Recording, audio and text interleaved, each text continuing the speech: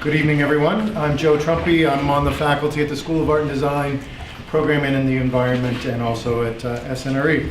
It's my pleasure tonight to introduce Meha Jain, who is completed a quintet of hires. She was the fifth of five folks hired in cluster for sustainable food systems here at the U. She's her home school is the School of Natural Resources and Environment. In her research, she studies the impacts of environmental change on agricultural production and strategies that farmers use to reduce any negative impacts of that change. Her favorite food is chana bhatura, which is apparently a common fast food in India.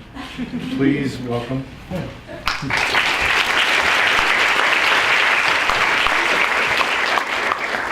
For that introduction. I should have realized that everyone was picking healthy foods, so I might want to change my choice.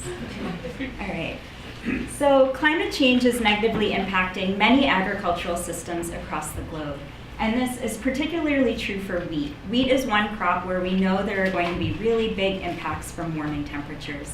Some studies actually estimate that yields will decline by up to 20 to 30% in some regions like India by 2050. And this map is showing current yield stagnation, so basically looking at yield trends over the past few decades, and we can see that wheat yields have already started to stagnate in northern India.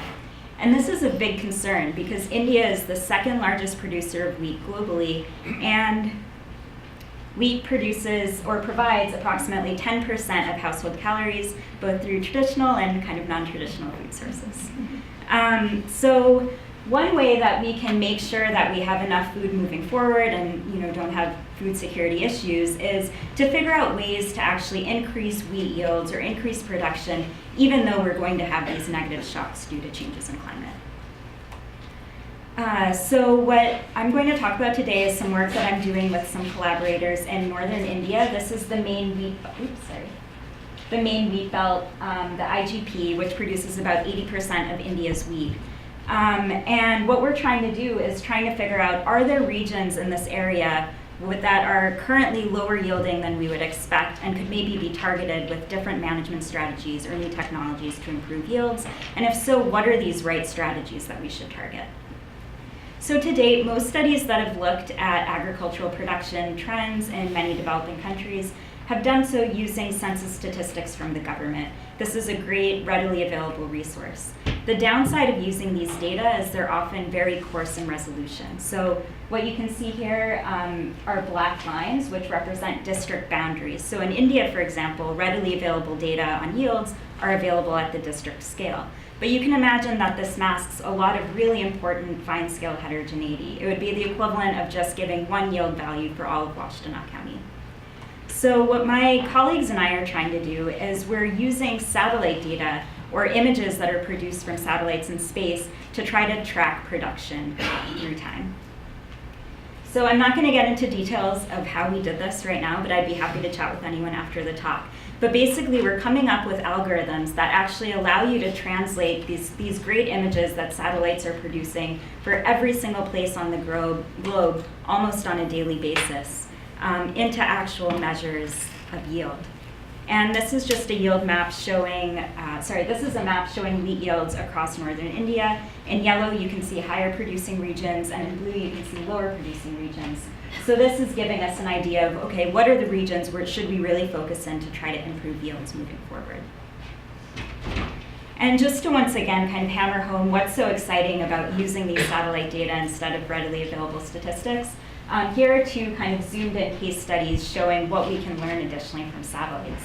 And here's a really interesting example where you can see really high yields in one state, but right across the border in this different state, you get low yields almost immediately. And this is something we couldn't see otherwise without the satellite data. And here's another region in Bihar. This is that easternmost state that is mostly low yielding, but you can see that there's one really high yielding patch. So what we're trying to do is trying to understand what are the factors that are causing these differences in low versus high yields at such a fine spatial resolution.